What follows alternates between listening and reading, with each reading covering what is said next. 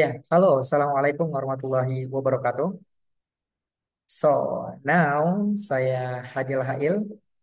Di sini eh, kita akan belajar berkaitan dengan isu-isu yang muncul di dalam kurikulum Merdeka. Namun di sini sebenarnya saya tidak membahas isu secara general, namun di sini ada satu konteks isu yang spesifik yang akan saya bahas, kemudian akan saya integrasikan dengan inovasi apa yang bisa ditawarkan di dalam isu tersebut. Oke, baik.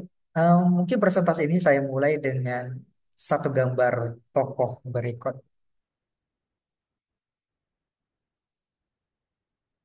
Nah, tak asing ya bagi kita siapa tokoh berikut. Jadi sebenarnya tokoh yang saya tampilkan di dalam presentasi ini adalah tokoh yang familiar bagi kita dan dekat banget dengan kita, apalagi orang-orang pendidikan. Tentu dekat sekali, di mana Bapak ini merupakan Menteri Pendidikan yang ada satu masterpiece yang begitu powerful yang diterima oleh ranahnya pendidikan yang biasa kita kenal dengan kurikulum Merdeka. Nah, jadi Bapak ini adalah Bapak Nadiem Makarim ya, yang baru-baru aja usai menjabat sekarang sih, tapi dulunya itu waktu saat menjabat itu baru saja diamanahkan sebagai Menteri Pendidikan dan mencetuskan kurikulum Merdeka dalam program besarnya. Baik, jadi sebenarnya secara umum kurikulum Merdeka ini adalah pembaharuan ya, bisa dikategorisasikan sebagai pembaharuan dari adanya kurikulum terdahulu, yaitu kurikulum 2013. Hanya perubahan labeling, namun ternyata dari perubahan labeling itu memberikan perubahan yang cukup banyak juga. Jadi ada beberapa hal yang benar-benar dikembangkan dan hasil pengembangannya itu cukup tinggi dari aspek standar yang diminta dan dibutuhkan untuk bisa mendongkrak sistem pendidikan atau mendongkrak implementasi pendidikan yang lebih masif dan juga lebih kompetitif di ranah nasional maupun internasional. Harapannya begitu. So, now Bapak Nadiem sebenarnya menciri khas atau memberikan karakteristik atau juga ciri-ciri dari kurikulum Merdeka ini.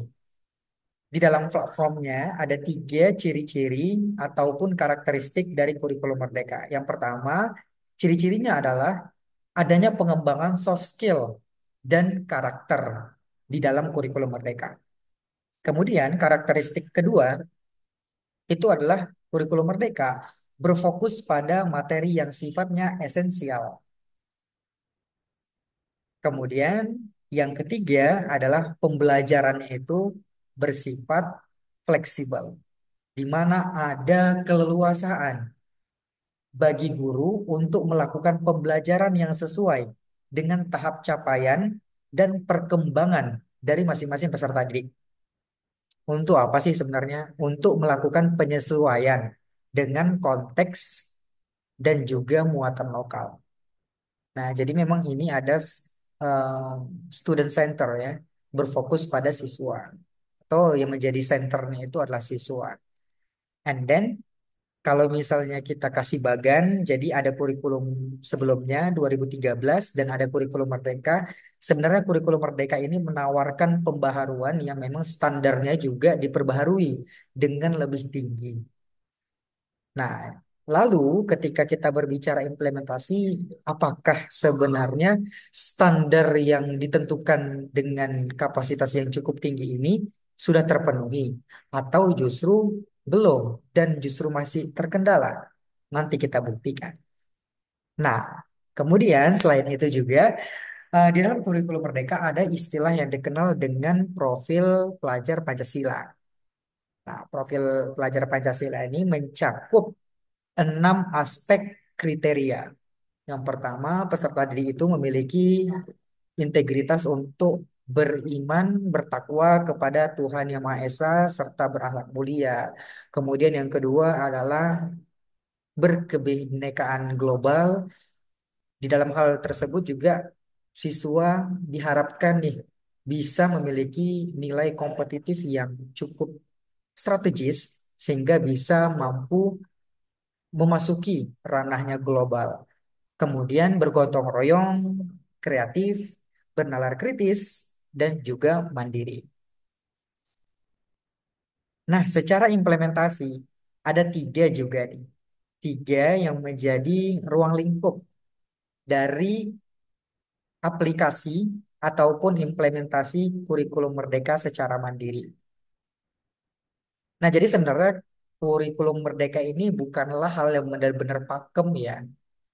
Jadi ketika kurikulum Merdeka ini dicetus sebagai alat, sebagai instrumen dalam menunjang kemajuan dari pendidikan yang ada di Indonesia, itu tidak semata-mata harus mutlak semuanya harus mengikuti aspek-aspek yang ada di kurikulum Merdeka.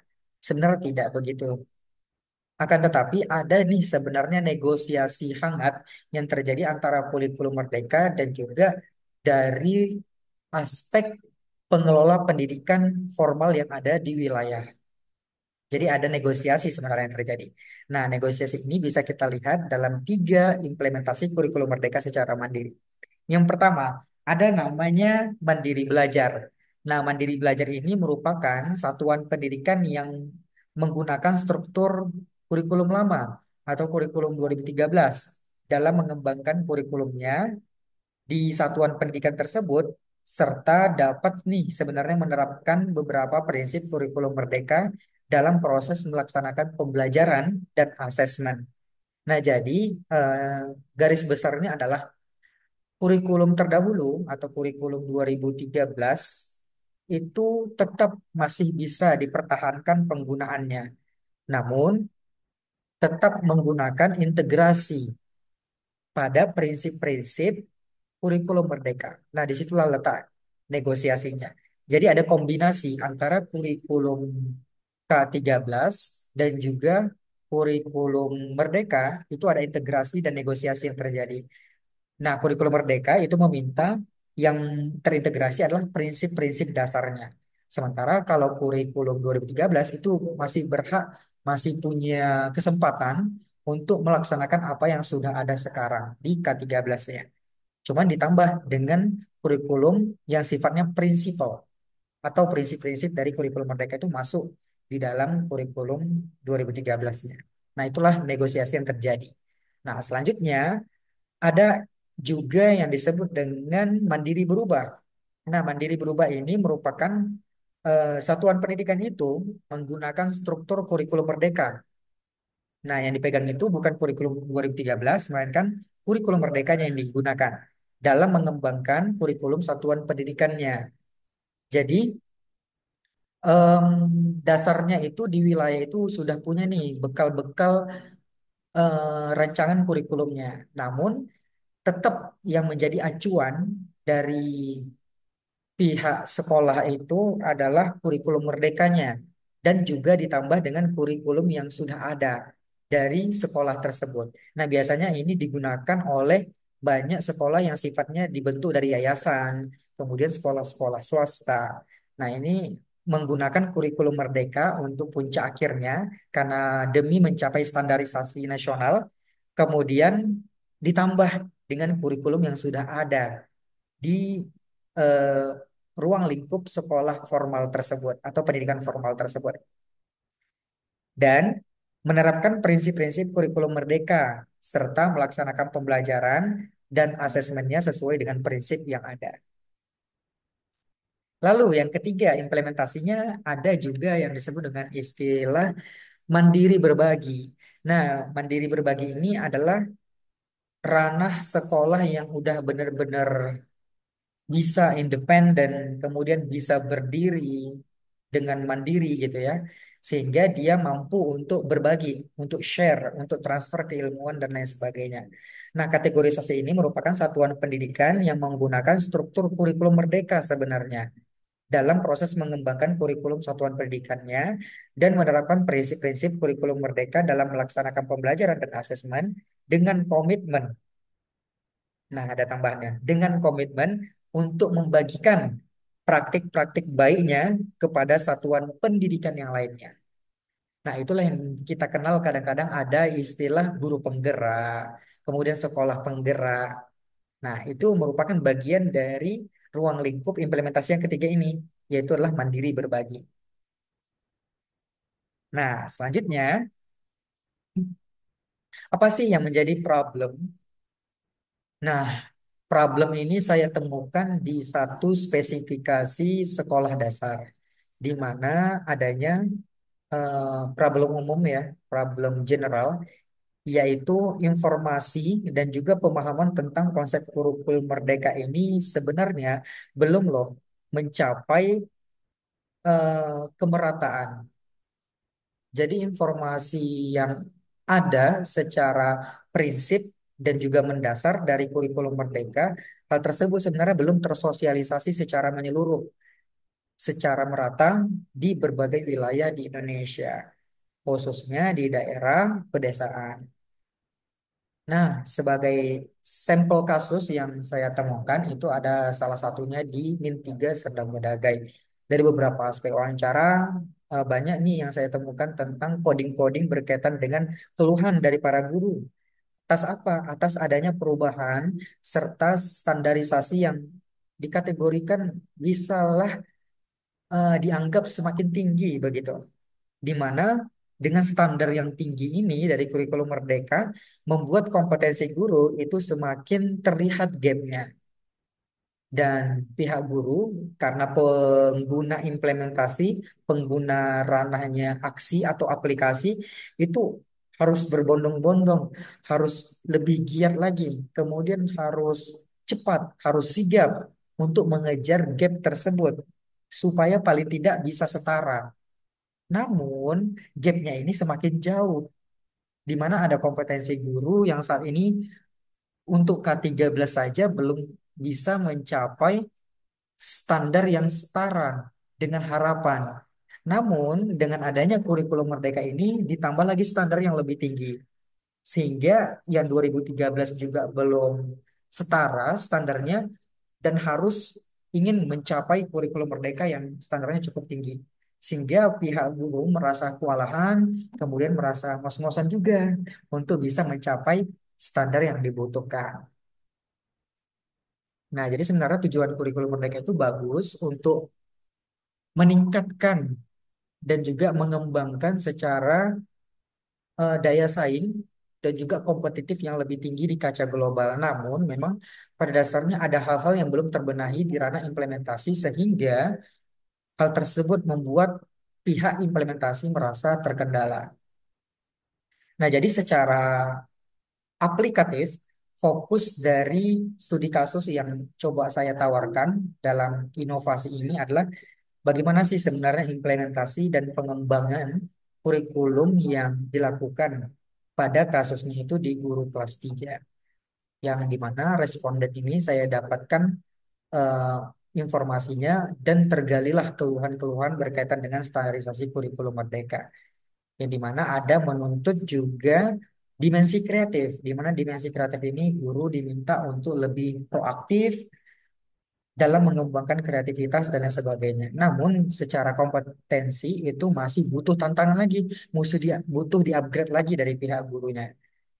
Nah, akan pun dari hal tersebut yang menjadi problemnya, saya berencana untuk membuat satu inovasi, di mana satu inovasi ini yang tentunya relevan dalam menjawab kebutuhan peserta didik dan juga kebutuhan dari pihak guru supaya kompetensinya bisa terupgrade dan juga meningkat. Nah, jadi sebenarnya apa sih masalah yang spesifiknya? Sekurang-kurangnya ada lebih dari dua permasalahan dan tidak lebih dari lima. Yang pertama adalah kurikulum Merdeka ada yang disebut dengan menitik beratkan aspek dimensi kreatif pada kelas rendah, khususnya kelas 1 sampai dengan kelas 3 untuk penugasan dan asesmen.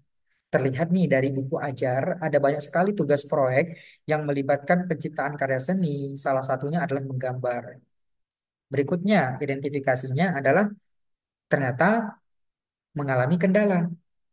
Pada aspek apa? Pada aspek keterampilan dalam menggambar. Siapa sih yang mengalami kendala? Yaitu adalah pihak guru dan merasa kesulitan dalam proses mendemonstrasikan berbagai materi yang berkaitan dengan menggambar. Akibatnya, semua materi yang disampaikan itu yang seharusnya praktek dalam proses menggambar itu disampaikan secara verbal dengan metode ceramah. Nah, tentu hal tersebut tidaklah efisien yang diterima oleh peserta didik. Sehingga secara eksplisit peserta didik itu belum mendapatkan dinamika serta wahana belajar yang betul-betul dibutuhkan oleh peserta didik. Karena memang aspek tuntutan serta bertolak belakang dengan kompetensi yang ada. Selanjutnya, identifikasi problem yang ketiga adalah guru kelas 3 itu belum mendapat untuk menemukan potensi peserta didiknya. Ternyata hal tersebut disebabkan oleh gurunya belum memiliki edukasi tentang gaya belajar. Nah, jadi tidak ditemukan nih adanya pembelajaran yang berpusat pada peserta didik. Jadi masih berpusat eh, pada teachernya sendiri atau pada gurunya sehingga yang terjadi di dalam lapangan adalah guru hanya menggunakan metode ceramah dan konvensional lainnya. Nah, di dalam landasan pembentukan atau pengembangan kurikulum ada sebenarnya 4 aspek yang dilihat. Yang pertama adalah landasan filosofis, kemudian psikologis, dan yang ketiga sosial budaya, serta yang keempat adalah teknologi. Nah, adapun inovasi yang ditawarkan secara konseptual di mana ada problem di wilayah psikologi. Di mana yang saya temukan adalah adanya ketidakmampuan dari pihak guru yang memang secara kompetensi itu belum bisa menemukan nih potensi peserta didik di mana saja. Kemudian apa saja klasifikasinya secara potensial dari pendidik itu peserta didik itu sendiri. Nah, kemudian adanya ketidakmampuan dalam mendemonstrasikan pembelajaran seni dan hal tersebut relate dengan case bahwasanya ada nih dari pihak guru sekolah dasar yang itu pernah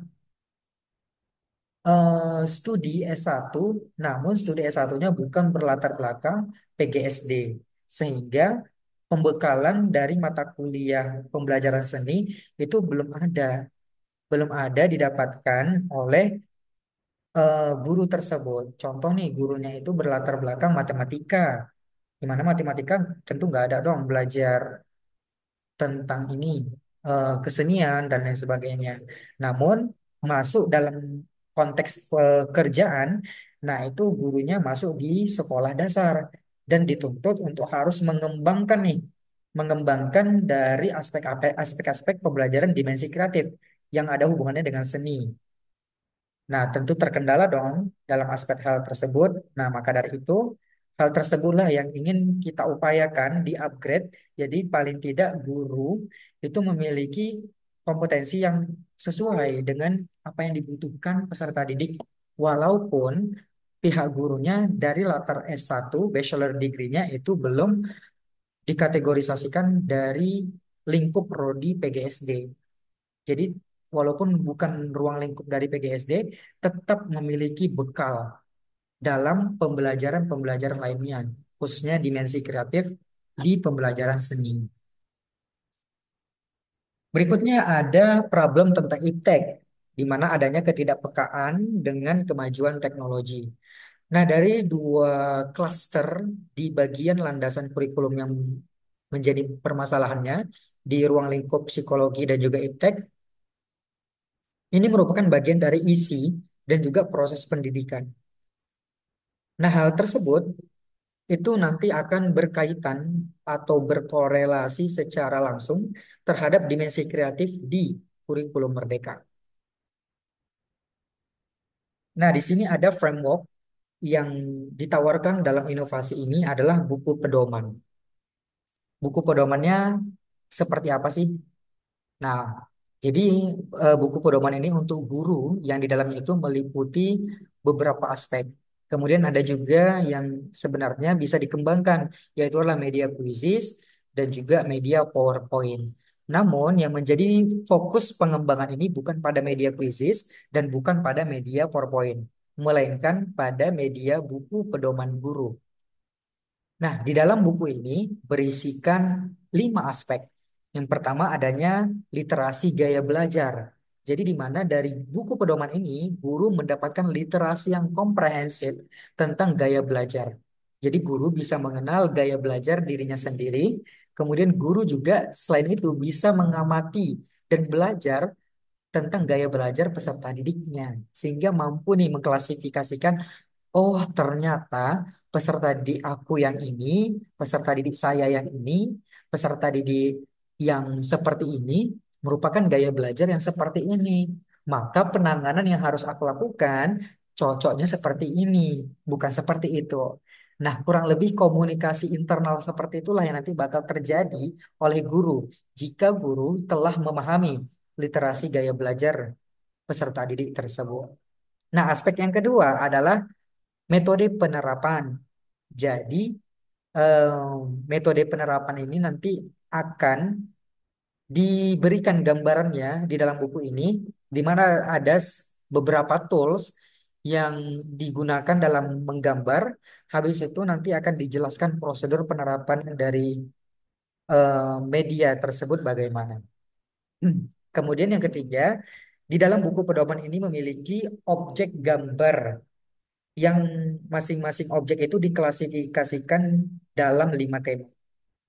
Berikutnya terintegrasi pula dengan video tutorial. Jadi pihak guru tidak bingung lagi kalau misalnya belum punya kompetensi untuk membuat karya tersebut untuk mendemonstrasikannya di depan kelas. Nah, jadi pihak guru nggak bingung lagi.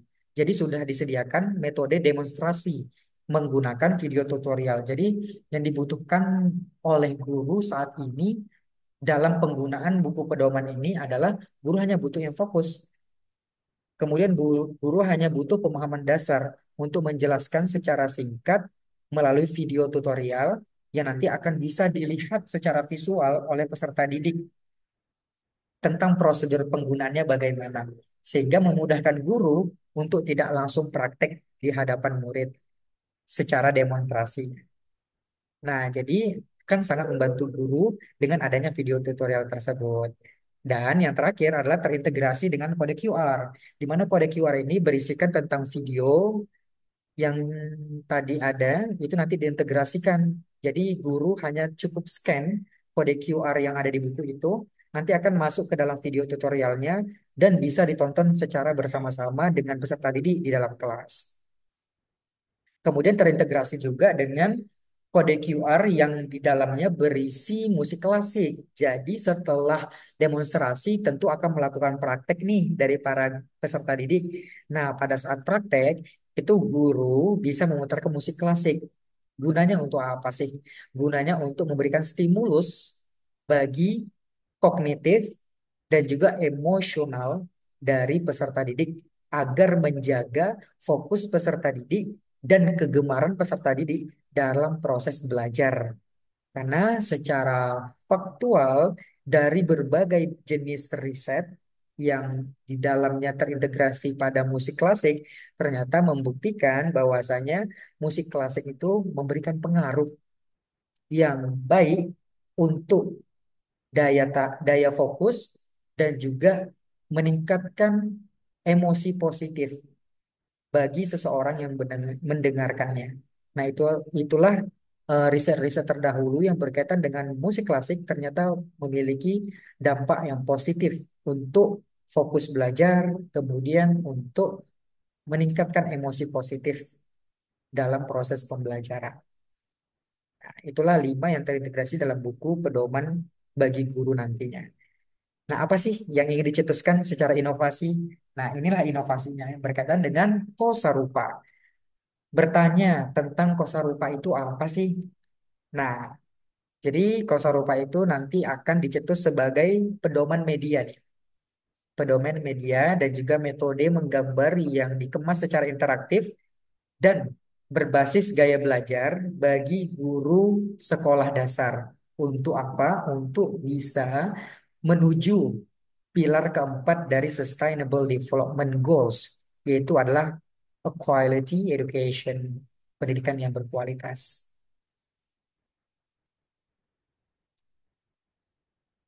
Nah, jadi pertanyaan awal tentang kosarupa itu apa sih?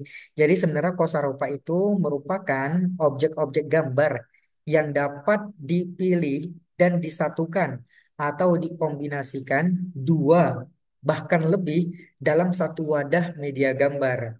Bisa kertas, bisa buku gambar, ya, dan lain sebagainya.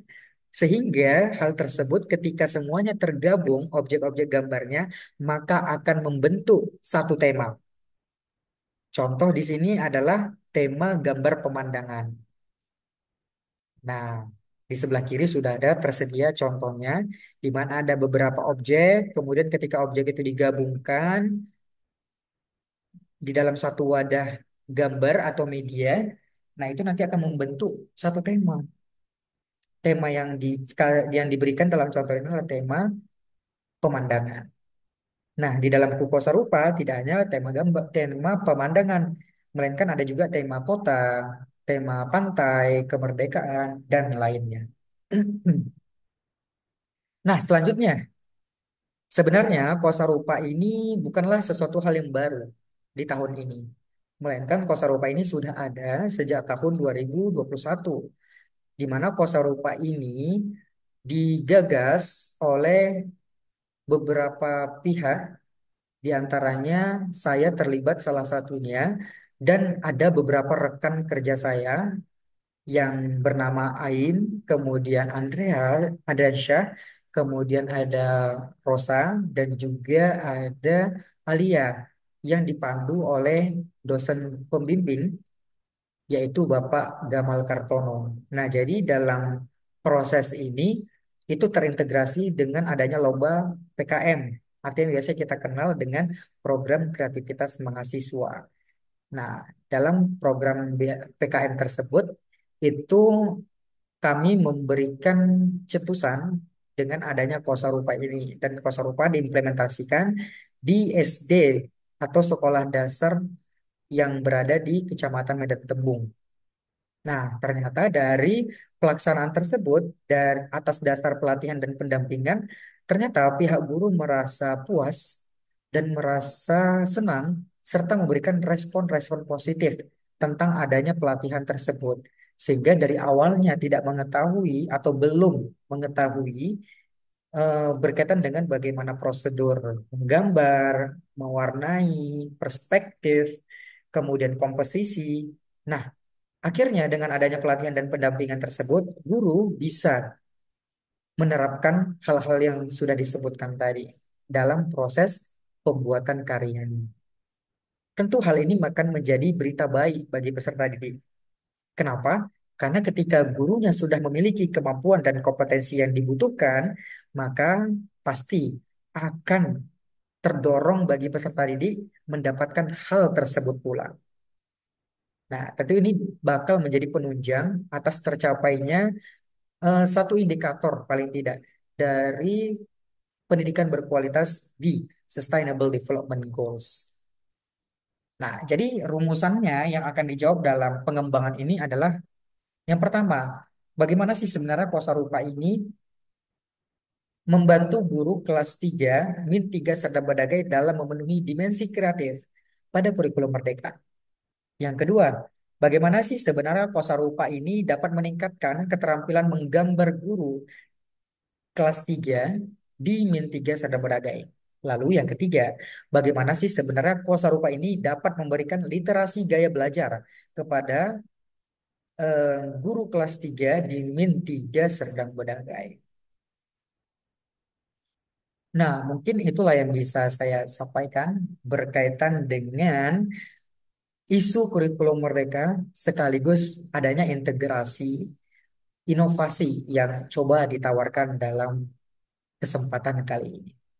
So now, bagi teman-teman yang ingin masuk ke dalam discussion atau FGD bersama saya, boleh nih langsung notice pertanyaannya ataupun tanggapannya itu di dalam kolom komentar.